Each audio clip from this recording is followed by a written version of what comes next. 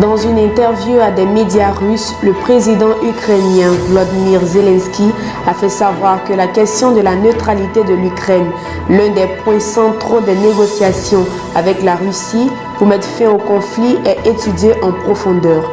Une des clauses des négociations porte sur les garanties de sécurité et la neutralité, le statut dénucléarisé de notre État, une exigence de Moscou, a-t-il déclaré dans cet entretien en ligne diffusé sur la chaîne Telegram de l'administration présidentielle ukrainienne. Suite à la guerre en Ukraine, le prix du blé a connu une augmentation. Face à cette situation, les boulangers en Côte d'Ivoire proposent de modifier la réglementation concernant le poids de la baguette de pain dont le prix est fixé par la loi afin de préserver l'équilibre dans la chaîne des valeurs du secteur blé-farine-boulangerie. Restons toujours en Côte d'Ivoire. Le dimanche 20 mars 2022, l'ONG Œuvre sociale chrétienne Israël béni, OSIB, a fait des dons aux prisonniers de la maison d'arrêt et de correction de Bouaké.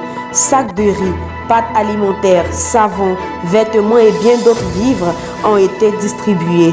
La délégation de l'ONG Œuvre sociale chrétienne Israël béni était conduite par Mme Iba Clémence, présidente de l'ONG. Selon la présidente de OSIB, cette action de solidarité à l'égard des prisonniers de Bouaké est une recommandation de Dieu. Elle a profité de cette visite pour apporter l'évangile aux pensionnaires de la maison d'arrêt et de correction de Bouaké. Elle a promis de multiplier ce genre d'action à chaque fois que les moyens seront pourvus par Dieu. Le samedi 26 mars, des enlèvements armés ont attaqué l'aéroport de Kaduna au Nigeria. Un garde de sécurité a été tué lors de l'attaque, une situation qui a interrompu momentanément le trafic aérien. Selon les faits relatés par le commissaire à la sécurité de l'État de Kaduna, Samuel Arouan, le garde de sécurité qui a vu venir les agresseurs a donné l'alerte avant d'être froidement abattu par ces derniers. Dans les échanges de tirs, les soldats commis à la surveillance de l'aéroport ont mis en déroute les assaillants après que le garde de sécurité eut donné l'alerte. On note que ces bandits ne sembleraient pas être à leur premier forfait car ils sévissent, dit-on, au nord-ouest et au centre du pays où ils pillent, kidnappent et tuent les résidents. 30% de réduction des salaires des ministres et du président de la République. Voilà la décision annoncée par le gouvernement du Ghana le jeudi 24 mars 2022. Cette mesure, selon le gouvernement, vise à réduire le déficit de ce pays ouest-africain face à la crise économique mondiale.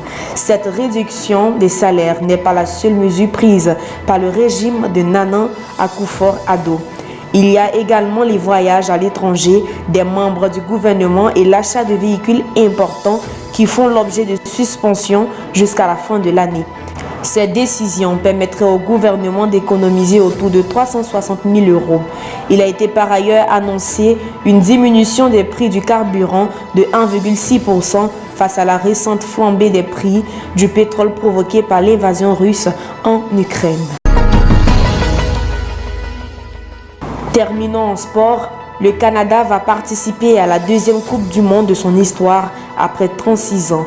En effet, grâce à sa victoire 4-0 face à la Jamaïque dimanche à Toronto, le Canada décroche ainsi son ticket pour le mondial organisé au Qatar. Je suis simplement heureux pour ces gars. Quand j'ai pris les rênes de l'équipe, j'ai dit qu'on se qualifierait pour la Coupe du Monde. Je ne pense pas que beaucoup m'avaient cru, a réagi le sélectionneur John Herdman.